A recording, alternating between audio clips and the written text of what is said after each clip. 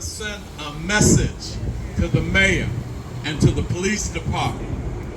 This is the East, not the Wild Wild West. And we are saying that this shooting at this station on Sunday in the afternoon was reckless, irresponsible, and threatened the lives of our people in our community transporting back and forth.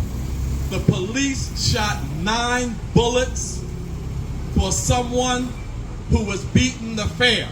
A fare beater, you're not supposed to shoot at 9 times on a crowded platform in a crowded train. 4 people were injured, 2, one brother in the head, another sister in the leg, a police officer, and the victim. Don't tell us about the victim's background, because nobody knew his background before they opened fire. They find that out later.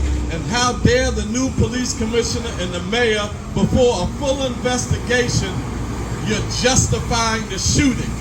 This was unjustified, it was dangerous, it was irresponsible and reckless. And once again, this is the East, not the Wild Wild West. We are outraged, and we have community leaders here. I think those officers took great strides to bring a person with a over 20 arrest history that we could talk about. So once again, the most danger represented to the people of our community on Sunday afternoon was the police, not an individual with a knife. It was the police. Nobody was cut. Everybody was shot by the police. So we're saying this is disrespectful, unacceptable, and they should all be suspended, their weapons taken away from them, pending a full investigation.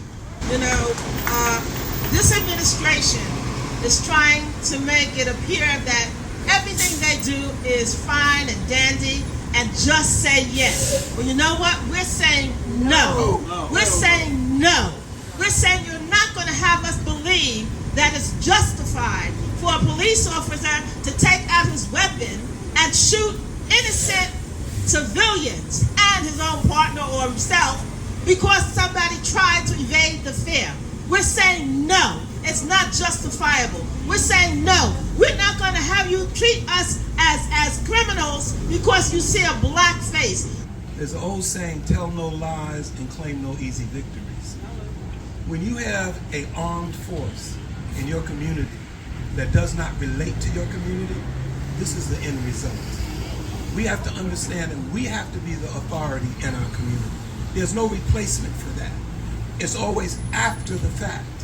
We want to deal with our people's contradictions before the fact. It becomes armed struggle against us. Because you know where that leads? To armed struggle against them. Because the bottom line is, when you cheapen our lives, it's up for us to stand up for our human rights by any means necessary. And so that's the crime here. It's being spun by the spin doctors to be something else. But the real crime was poverty. The real crime was, let's do a correlation between people jumping fares and the communities that they live in and the incomes that they have. What might seem trifling to somebody else is critical to them. As I said, the subways is not a place to murder people over fares. And so what mentality is going on in this department is the mentality that's supposed to be there. They're supposed to keep us in check. That's what this shooting was, to put us in check. Mess with us and we'll kill you. Mess with us and anybody standing around you is subject to get killed too. And that's all I wanted to say. Tell no lies to the people and let them know why the police are here and what it's about. Straight ahead. Thank you very much. Now to the New York police shooting and chaos in a subway in Brooklyn yesterday afternoon. What started as a fare-beating case quickly escalated into violence. A man approaching 2 New York cops with a knife, and cops started shooting at him. This at the Sutter Avenue stop. When it was over, an officer, the suspect, and 2 subway riders were hit with bullets. One of those riders was struck in the head and is in critical condition. And now a mystery. What happened to the knife the suspect had? Eyewitness News reporter Darla Miles, live at Brookdale Hospital with new developments. Darla. Well, Bill, there are certain things with this shooting incident that are under internal review by the NYPD. The knife that you mentioned, the knife used to threaten officers in this shooting incident, well, that was stolen from the crime scene. They're looking for that suspect and trying to recover the knife. You also had 2 tasers that were deployed. Neither of them worked. You have an NYPD officer recovering here at Brookdale Hospital from a gunshot wound from a fellow officer. And all of this, the root of all of this is a $2.90 subway fare.